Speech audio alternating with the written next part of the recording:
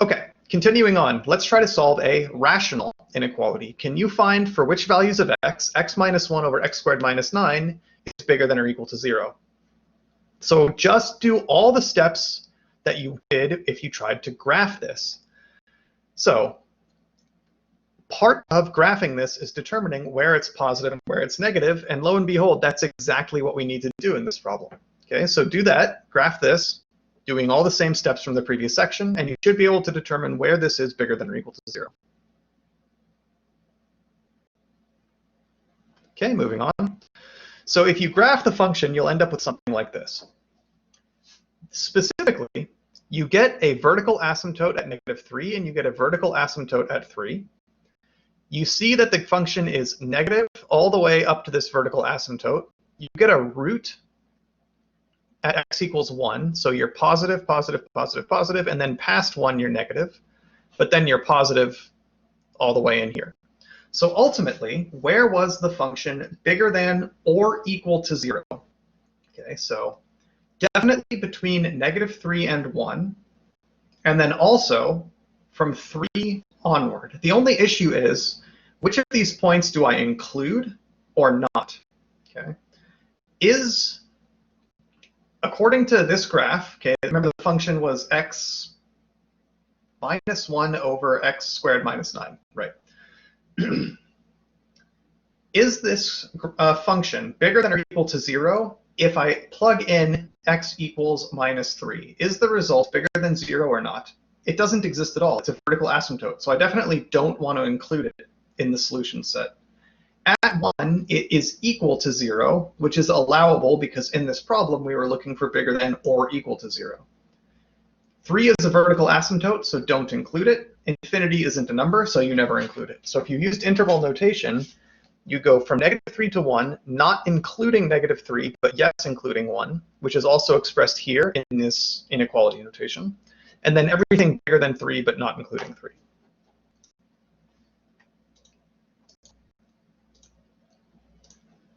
Okay, so there's their interval notation.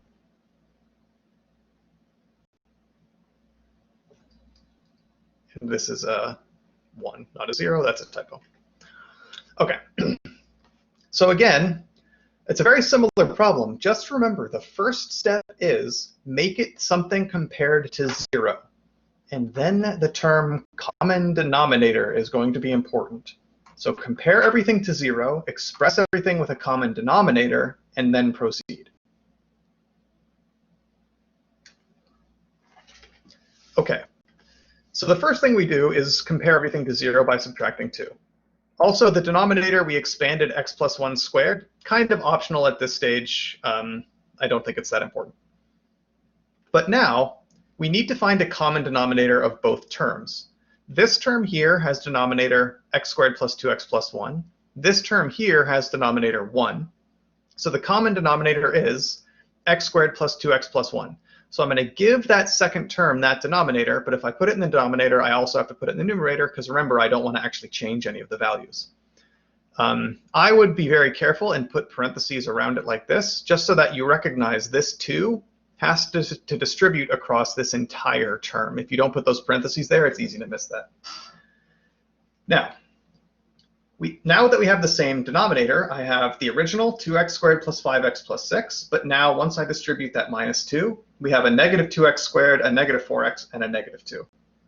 Okay, now I have a single quotient, which we should simplify. Okay.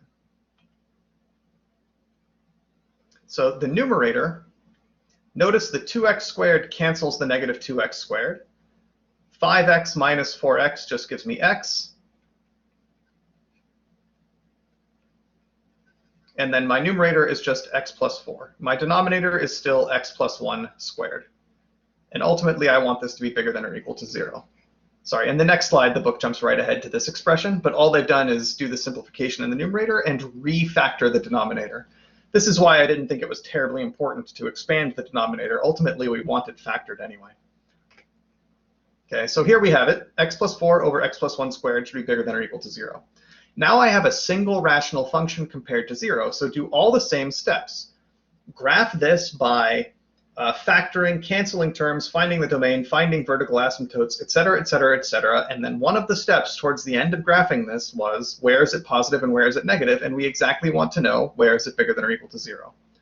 So if you already did this, we'll just keep going. Otherwise, I'd like you to pause here and now from this step, try to finish the problem. Okay, so we're going to proceed. We just have to find the zeros of f and where is it undefined, the vertical asymptotes.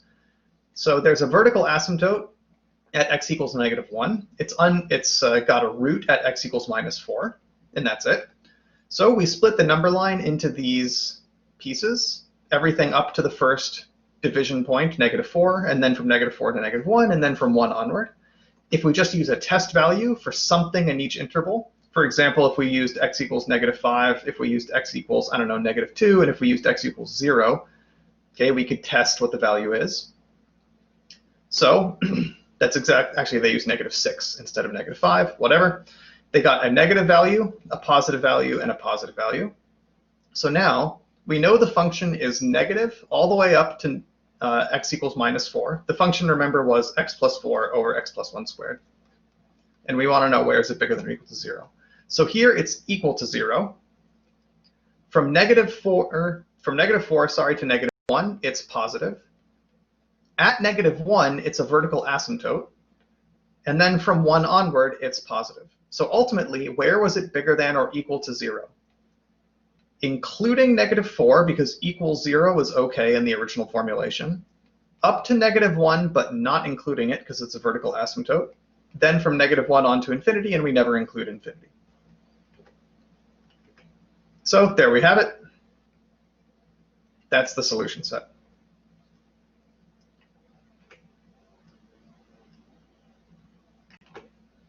Okay, so when you have an inequality involving polynomials or rational functions, compare it to 0. If it was a rational inequality, find a common denominator.